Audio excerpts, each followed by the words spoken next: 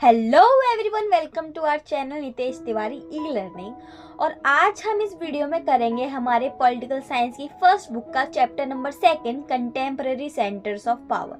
ये वीडियो रहने वाली है हमारी 2 पार्ट्स में, तो एंड तक बने रहिएगा। तो पहला आता है हमारा यूरोपियन यूनियन। अब यूरोपियन यूनियन क्या था, सबसे पहले हम इसको समझते हैं। यूरोपियन यूनियन स्टार्ट हुआ था मार्शल प्लान के बाद।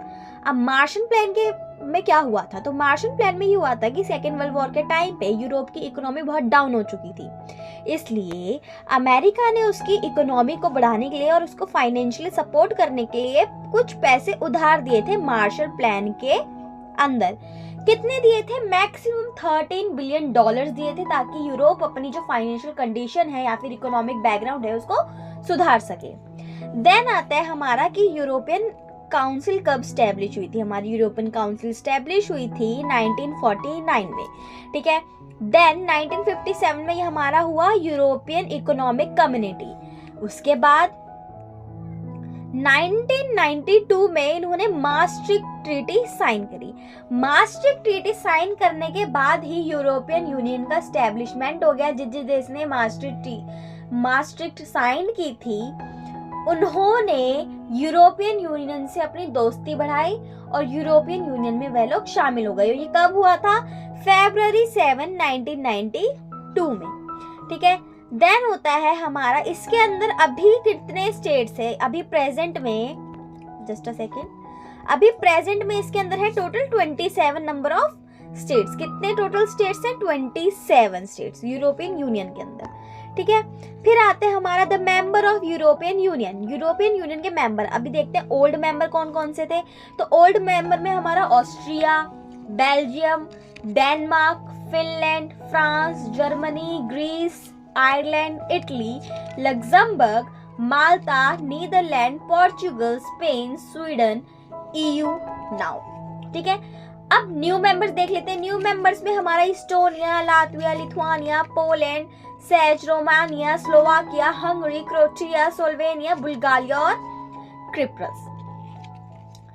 अब इसमें एक और चीज लिखी, United Kingdom which had been founding member of EU left the organisation in 2020। 2020 में यूनाइटेड किंगडम यानी कि ब्रिटेन ने ईयू यूरोपियन यूनियन से अपनी ट्रीटी तोड़ दी थी, मास्टर ट्रीटी तोड़ दी थी और यूरोपियन यूनियन को छोड़ दिया था। तो कैसे छोड़ा था? इन्होंने करवाया था जनमत संग्रह यानी कि रेफरेंडम करवाया था, और कुछ पॉइंट का फर्क था। 49.1 और 51.9 के रेशियो से इन्होंने छोड़ दिया यूरोपियन यूनियन को। अब इनका कहना ये था कि वर्ल्ड वॉर के टाइम पे कुछ गलतियां किसी और देश की भी थी, कुछ गलतियां किसी और देश की भी थी, और ये दोनों एक दूसरे के समर्थ में नहीं थे। कोई किसी और को सपोर्ट करता था और कोई किसी और को सपोर्ट करता था। इस वजह से ब्रिटिश और यूरोप के बीच में अनबन बनने लगी और ब्रिटेन ने यूरोपियन यूनियन को छोड़ दिया, ऐसा बोला जाता है। और इन्होंने जनमत संग्रह करवाया और ब्रिटेन की जो जनता थी वो राजी हो गई यूरोपियन यूनियन को छोड़ने के लिए 51.9% वोटों से, और इन्होंने यूरोपियन यूनियन को छोड़ दिया। एम क्या है अब इसके, ठीक है। इस वीडियो में जो भी हम कवर कर रहे हैं ये मेन पॉइंट्स है, ताकि एग्जाम के टाइम पे आपको कोई प्रॉब्लम ना हो, ठीक है। अब इसके एम क्या क्या थे? पहला है to create a common foreign and security policy, ठीक है। फॉरेन पॉलिसी अच्छी बनाना, अपनी सिक्योरिटी पॉलिसी अच्छी बनाना और एक जैसी ही बनाना, कॉमन, ठीक है। फिर आता है corporation on justice and home affairs, ठीक है। जस्टिस और होम अफेयर्स का सारा काम संभालना। फिर creation of a single currency का यूज करना, ताकि जितने भी देश हैं ईयू के अंदर यानी कि यूरोपियन यूनियन के अंदर, वो सारे देश एक ही करेंसी का इस्तेमाल करें। अगर डॉलर चलता है डॉलर का इस्तेमाल करें, यूरो चलता है यूरो का करें, रुपया चलता है तो रुपये का इस्तेमाल करें। अगर उन 27 की 27 कंट्री के बीच में अगर ट्रेड हो रहा है तो एक ही करेंसी का यूज होना चाहिए, तो इसलिए creation of a single currency. अब इसके फीचर्स क्या क्या थे? Features of European Union. The European Union has evolved over time from an economic union to an increasingly political one. अब यूरोपियन यूनियन बनी क्यों थी? यूरोपियन यूनियन बनी थी अपनी इकोनॉमी को स्ट्रॉन्ग करने के लिए, अपनी इकोनॉमी को बढ़ाने के लिए, इकोनॉमी सबसे आगे होने के लिए। बट एट द एंड क्या हुआ, वो एक पॉलिटिकल यूनियन बन गई, ठीक है। It has started to act more as national state, वो नेशनल स्टेट की तरह यानी कि सरकार की तरह काम करने लग गई। उसको ध्यान तो देना चाहिए था इकोनॉमिक पर वो पूरे देश पे ध्यान दे रही है, पूरे देश में क्या चल रहा है हर चीज पे ध्यान देने लग गई। It has its own flag, anthem, founder day and currency. इनकी अपनी एक फ्लैग होता था, आपको फ्लैग पता है ना, ब्लू कलर का होता है, 12 स्टार्स होते हैं, वो उसका फ्लैग है। देखो आप जो बैकग्राउंड में भी दिख रहा है वो पूरा उसका फ्लैग है, ठीक है। एंड इनका एक ही एंथम होता था, नेशनल एंथम, जैसे हमारा जनगण मन होता है उनका भी कुछ होता होगा। देन फाउंडर डे था इनका, और करेंसी भी क्या थी, सेम थी। इसके बाद आता है हमारा, it is also has some form of common foreign security policy in its dealing with other nation. इनका क्या था कि अगर ये अपने देशों के बीच में, यानी कि जो भी यूरोपियन यूनियन में देश है उनके बीच में अगर ट्रेड हो रहा है तो इनकी अपनी अलग पॉलिसी है। बट उन 27 कंट्रियों की अपनी सेम पॉलिसी होगी अगर वो अपनी 27 के अलावा किसी और कंट्री से ट्रेड कर रहे हैं। मतलब कि अगर मैं बोलूं कि यूरोपियन यूनियन के अंदर 27 कंट्रीज आती हैं, उसमें से इंडिया नहीं है, ठीक है। अब उन 27 कंट्रियों को इंडिया से ट्रेड करना है तो उन 27 कंट्रियों की अपने कॉमन पॉलिसी होगी किसी भी अदर कंट्री से ट्रेड करने के लिए, ठीक है। तो सिंपल वही लिखा गया है। The flag of European Union in the form of a circle of 12 gold star symbolise the perfection, completeness and unity. अब इनके जो फ्लैग है उसमें क्या है, एक सर्कल में 12 गोल्डन स्टार्स है, ब्लू कलर का फ्लैग है इनका, जो क्या दर्शाता है, परफेक्शन दर्शाता है, कंप्लीटनेस दर्शाता है और इनकी एकता यानी कि यूनिटी दर्शाता है। While the attempts to have a constitution for the European failed, इन्होंने सोचा था कि ये एक ही कॉन्स्टिट्यूशन अपनाएंगे बट ये फेल हो गया। क्यों? क्योंकि कुछ कंट्रीज नहीं मानी। अब factors feature that make European union strong, European union के ऐसे फैक्टर्स जो उसको स्ट्रॉन्ग बनाते हैं। सबसे पहला, economic influence of European Union. European Union का इकोनॉमिक इन्फ्लुएंस बहुत ज़्यादा था। अब आइए देखते कैसे। World second biggest economy with the GDP of more than $17 trillion in 2016, next to that of the USA। 2016 में जो इकोनॉमी थी किसकी, यूरोपियन यूनियन की, यूरोपियन यूनियन की बात हो रही है, यूरोप की बात नहीं हो रही है, यूरोपियन यूनियन की, वो कितनी थी, $17 ट्रिलियन, जो कि USA के बराबर ही थी, ठीक है। और अगर ये और आगे काम करते तो US से भी ज्यादा होती शायद। Its currency the euro can pose a threat to dominance of the US dollar. जो करेंसी थी यूरोपियन की, वो एक डर बन चुकी थी US से डॉलर की, क्योंकि इतना बढ़ता जा रहा है उसका GDP, तो एक दिन वो US के डॉलर को भी पीछे पछाड़ देती और नंबर 1 करेंसी बन जाती। Its share of world trade is much longer than the USA। जितने भी ये यूरोपियन यूनियन में देश है, इनका जो ट्रेड होता है ना वो USA से बहुत ज़्यादा होता है, USA से बहुत ज़्यादा ट्रेड करते हैं ये, ठीक है। The EU has become more assertive in trade dispute with the USA and China. इनके बीच में डिस्प्यूट भी होता रहता है किससे, USA और चाइना से, क्योंकि EU में 27 कंट्रीज आती हैं, ठीक है। और वो सब ट्रेड करना चाहती होगी। अब कुछ जगह होते हैं कि चाइना बंदिशें लगाता है, कुछ जगह USA लगाती है और इस बात पे इनके डिस्प्यूट्स चलते रहते हैं। Its economic power gave it influence over its closest neighbor as well as Asia and Africa, ठीक है। इसका बहुत इन्फ्लुएंस है, इनकी जो GDP है बहुत ज़्यादा। ये क्वेश्चन आपके में पूछा जाएगा कि US डरता क्यों था यूरोप से या फिर यूरोपियन यूनियन से। वो इसलिए डरता था क्योंकि यूरोपियन यूनियन की GDP इतनी हाई हो चुकी थी, उसको डर लगता था कि कहीं डॉलर के दाम ना गिर जाए, यूरो सबसे फर्स्ट नंबर की करेंसी ना बन जाए। फिर उसके बाद इनको डर लगा रहता है क्योंकि ट्रेड भी बहुत ज़्यादा होता है यूरोपियन यूनियन से, ठीक है। तो इस वजह से US से डरता था। और ये भी पूछा जाएगा कि जो यूरोपियन यूनियन है वो बनना तो पॉलिटिकल पावर था, नहीं सॉरी इकोनॉमिक पावर बनने वाला था, पर वो बन पॉलिटिकल पावर गया। ऐसा क्यों, ठीक है, वो मैंने ऊपर आपको बता दिया है, वही आएगा जिसमें हमने डेट याद की थी सेम। अब आता है it also function as an important bloc in international economic organisation such as WTO यानी कि वर्ल्ड ट्रेड ऑर्गेनाइजेशन।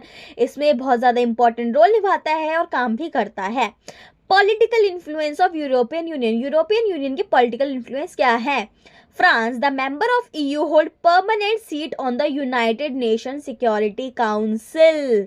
ठीक है, जो यूनाइटेड नेशन की सिक्योरिटी काउंसिल है उसमें फ्रांस क्या है? परमानेंट मेंबर है। आपने देखा होगा 5 मेंबर हमारे परमानेंट होते हैं और 10 अनपरमानेंट मेंबर होते हैं, तो उन 5 मेंबर में से एक कौन है? फ्रांस। ठीक है, मैं आपको 5 के नाम बताती हूँ। France, Britain, Russia, China and USA। ठीक है, और इन 5 में से एक कौन है? फ्रांस। फ्रांस EU के अंदर जुड़ा हुआ है और परमानेंट मेंबर है यूनाइटेड नेशन सिक्योरिटी काउंसिल का। The EU include several non permanent member on the UNSC यानी कि EU के जो मेंबर्स हैं, यूरोपियन यूनियन के जो मेंबर्स हैं उसमें से कुछ मेंबर्स नॉन परमानेंट मेंबर में से भी हैं UNSC के।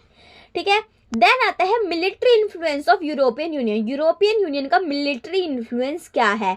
The European Union armed force are the second largest in the world. जो यूरोपियन यूनियन की हम यूरोपियन यूनियन की बात कर रहे हैं, यूरोप की बात नहीं कर रहे हैं, आप कंफ्यूज मत होइएगा। यूरोपियन यूनियन की जो आर्म फोर्स है वो वर्ल्ड में कौन से नंबर पे आती है? सेकेंड नंबर पे। ठीक है, it's total spending on defence is second after the USA के बाद ये दूसरा यूनियन है जो अपने आर्म फोर्स पर ज़्यादा स्पेंड करता है। ठीक है, 1 European union member state France also have nuclear arsenal. जो 1 फ्रांस है, फ्रांस न्यूक्लियर पावर है। ठीक है, और परमानेंट मेंबर भी है, ये तो हमें पता ही है। It is also the world second most important sources of space and communication technology. ये वर्ल्ड का सेकेंड लार्जेस्ट वो है, सेकेंड लार्जेस्ट और इंपॉर्टेंट सोर्स है स्पेस एंड कम्युनिकेशन टेक्नोलॉजी का। ठीक है, देन आता है हमारा some facts that limits, just a second, some facts that limit the ability of European Union। अब कुछ फैक्ट्स हैं जो एबिलिटी बताता है यूरोपियन यूनियन की। ठीक है, in many areas is member states have their own foreign relation and defence policy that are often at odds with each other. For example Germany and France opposed US attack on Iraq. अब होता क्या है कि European Union की limit हो जाती है कैसे? इनका एक करेंसी था, इनका एक कॉन्स्टिट्यूशन बनने वाला था, सब चीज़ होने वाली थी, बट कुछ चीज़ें हैं जिसपे अभी भी जो यूरोपियन यूनियन के स्टेट्स हैं यानी कि देश हैं जो उसके संग मिले हुए हैं वो अपोज करते हैं। पहला यही था कि उसके मेंबर जो है जर्मनी और फ्रांस, वो कुछ डिफेंस पॉलिसी उनकी अलग है, कुछ फॉरेन रिलेशंस उनके अलग हैं। ठीक है, उसकी नीति अलग है। और US ने जब इराक पे अटैक किया था बाकी सब उसके खिलाफ थे। ठीक है, बट ये उसके खिलाफ हैं। जैसे यूरोपियन यूनियन जब US ने इराक पे अटैक किया तो यूरोपियन यूनियन US के साथ था, बट फ्रांस और जर्मनी उसके खिलाफ थे। ठीक है, डेनमार्क और स्वीडन ने मास्ट्रिक्ट ट्रीटी अपनाने से मना कर दिया। मास्ट्रिक्ट ट्रीटी में ये लिखा था ना कि कॉमन करेंसी होगी, कॉमन नेशनल एंथम होगा, कॉमन सब होगा, बट उन्होंने यूरो को अपनाने से मना कर दिया है। Britain's former prime minister Margaret Thatcher kept the UK out of the European market. European market में UK का कोई ब्रांड नहीं जाता है, ब्रिटेन का कोई सामान नहीं होता है, ट्रेड नहीं होती है। ठीक है, और वो अब तो निकल भी चुके हैं। Britain decided to leave the European Union in June 2016 through a referendum called Brexit. Britain is no longer a member of European Union. Britain ने 2016 में ही जून के अंदर यूरोपियन यूनियन को छोड़ दिया था रेफरेंडम करवा के, और अब वो मेंबर नहीं है यूरोपियन यूनियन का। ठीक है, अब आता है हमारा association of south east Asian nation यानी कि आसियान, जो बना था 1967 के अंदर। ठीक है, इसके अंदर टोटल नंबर ऑफ मेंबर्स कितने हैं? 10। 5 जो पुराने हैं वो है Indonesia, Malaysia, Thailand, Singapore, Philippines, और 5 जो नए हैं वो हैं Vietnam, Cambodia, Myanmar, Brunei, Darussalam and Laos. ठीक है, the objective of ASEAN, ASEAN के क्या ऑब्जेक्टिव हैं, हम क्यों पढ़ रहे हैं ये सेंटर्स ऑफ पावर में, आइए देखते हैं। To accelerate economic growth and through that social progress and cultural development. ये चाहते हैं कि इनका कल्चरल डेवलपमेंट हो, सोशल ग्रोथ हो, इकोनॉमिक ग्रोथ हो। और जितने भी अभी हम सेंट्रल ऑफ पावर पढ़ रहे हैं ना, जितने भी हम पावर्स के नाम पढ़ रहे हैं ना, वो सब यही चाहते हैं कि उनकी इकोनॉमी डेवलप हो, उनकी सोशल लाइफ डेवलप हो और पॉलिटिकल लाइफ डेवलप हो। ठीक है, तो आप सब में ये सेम चीज़ लिख सकते हैं। और सेकंड क्या है, to promote regional peace and stability based on rules of law and the principle of United Nation. United Nation के जैसे लॉज वगैरह हैं उस पर ये चाहते हैं कि जो इनके रीजनल लोग हैं उनमें पीस वगैरह सब बनी रहे और सब चीज़ अच्छे से रहे। ASEAN way, form of interaction that is informal, non-confidential and cooperative has become as the ASEAN way। ठीक है, आसियान ना एक मंच भी हमें प्रोवाइड करता है जहाँ पे हम आगे बातचीत कर सकते हैं। अगर किसी दो देश के बीच में लड़ाई है, वो एक दूसरे के देश में नहीं जा सकते, तो आसियान उनको एक मंच देता है ताकि वो उनके मंच पे जाके उनसे बात कर सके। फॉर एग्जाम्पल, इंडिया और पाकिस्तान दोनों कट्टर दुश्मन है, ये हमें पता है। ठीक है, और इंडिया पाकिस्तान नहीं जाएगा, पाकिस्तान इंडिया नहीं आएगा कभी बात करने, तो आसियान उनको एक मंच प्रोवाइड करेगा ताकि वो दोनों अपने मसले को वहाँ पे जाके सुलझा सकें। ठीक है, फिर आता है 3 pillars of ASEAN community. ASEAN community की 3 पिलर्स हैं, security community, economic community and socio culture community. सारी कम्युनिटी इन सब का ध्यान रखती है। सिक्योरिटी कम्युनिटी सिक्योरिटी का ध्यान रखती है, इकोनॉमिक कम्युनिटी इकोनॉमिक का ध्यान रखती है, socio culture community socio culture का ध्यान रखती है। Then the ASEAN Security Community was based on the conviction and the outstanding territorial dispute should be not escalate into armed confrontation। वो ये ध्यान रखते हैं कि इनका जितना भी पैसा है वो आर्म पे कम लगे और आर्म को ज़रूरत के टाइम पे ही यूज़ किया जाके बेमतलब में यूज़ ना किया जा सके। The objective of ASEAN economic community are to create a common market and production base within ASEAN states and its a social and economic development of region. तो जो आसियान की इकोनॉमिक कम्युनिटी, उसका काम क्या है, ताकि जो भी लोग हैं आसियान के अंदर, जो भी कंट्रीज है आसियान के अंदर, उनके बीच में ट्रेड होता रहे, इकोनॉमी डिस्प्यूट्स ना हो, इकोनॉमी अच्छे से बढ़े उन सबकी और सबको बराबर का मौका मिले। The aim of ASEAN socio-cultural community is to promote dialogue and cooperation instead of conflict between ASEAN countries। जो socio-cultural community है वो क्या करती है कि जितने भी आसियान के मेंबर कंट्रीज हैं उनके अंदर अपने जो भी कल्चर्स हैं उनका आदान प्रदान चलता रहे, कोई भी डिस्प्यूट ना हो कल्चर्स को लेके। ठीक है, तो ये सब। ASEAN regional forum Established on 1994 को आसियान रीजनल फोरम हुआ था। It is the organisation that carry out coordination of security and foreign policy. जो इनकी सिक्योरिटी और फॉरेन पॉलिसी को देखा करती है वो क्या है, ASEAN regional forum.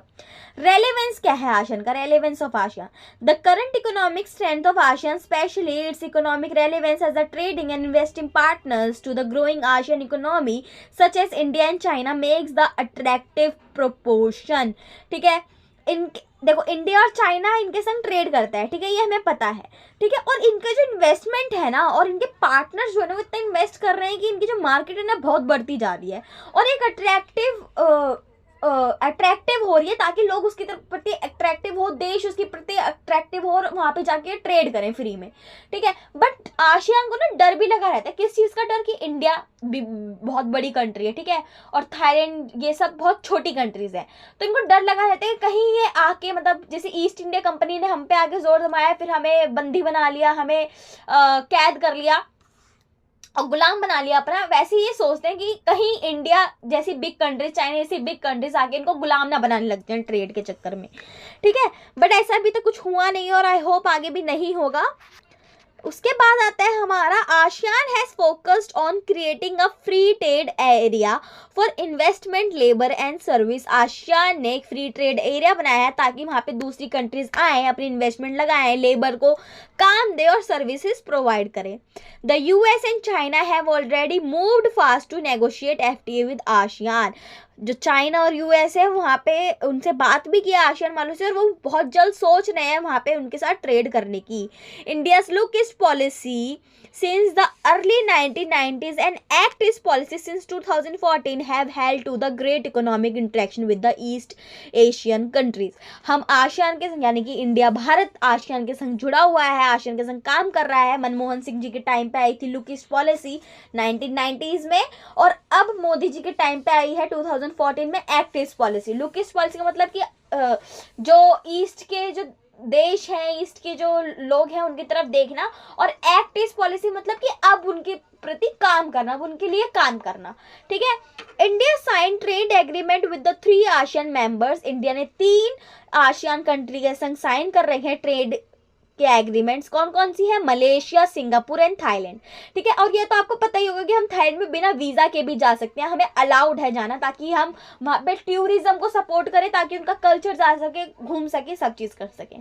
The ASEAN India FTA come into effect in 2010 and ठीक है। तो जो हमारा जो FTA था, फ्री ट्रेड एरिया था इंडिया का, वो हमें मिला था 2010 में, जो हमें आसियान ने दिया था अपने देश के अंदर, जिनसे भी हमने ट्रीटी की होगी उन्होंने दिया था, ठीक है। तो मिलती हूँ मैं आपसे इस वीडियो के पार्ट 2 के अंदर, तब तक के लिए टेक केयर। आई होप आपको समझ में आया होगा। अगर कोई भी इंक्वायरी है, आपकी कोई भी डाउट है, तो आप कमेंट सेक्शन में ड्रॉप कर सकते हो, मैं ट्राई करूंगी उसको सॉल्व करने का।